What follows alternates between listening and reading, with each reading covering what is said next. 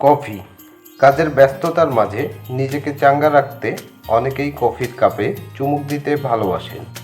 অনেকে আবার রাত জেগে কাজ করার জন্য ঘুম ঠেকাতে কফিকে উত্তম বন্ধু হিসেবে বেছে নেন। এভাবে এক পর্যায়ে কফিতে অভ্যস্ত হয়ে পড়েন অনেকে। নির্দিষ্ট সময় পরপর কফি না খেলে অনেকের অস্বস্তি বোধ হয়।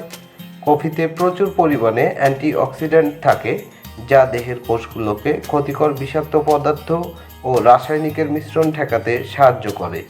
16 বছর ধরে 5 লাখ মানুষের তথ্য নিয়ে চলমান এক গবেষণায় উঠে আসে, দিনে অন্তত 3 কাপ কফি পান হৃদরোগ সহ অনেক জটিল রোগের সম্ভাবনা কমিয়ে আনতে পারে।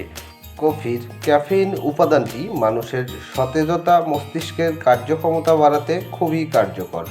Harvard School of Public Health তাদের পত্রিকা the World Journal of Biological সাইকিয়াট্রির এক গবেষণা বলেছে, যেসব মানুষ প্রতিদিন কফি পান করেন তাদের আত্মহত্যা করার প্রবণতা কম থাকে।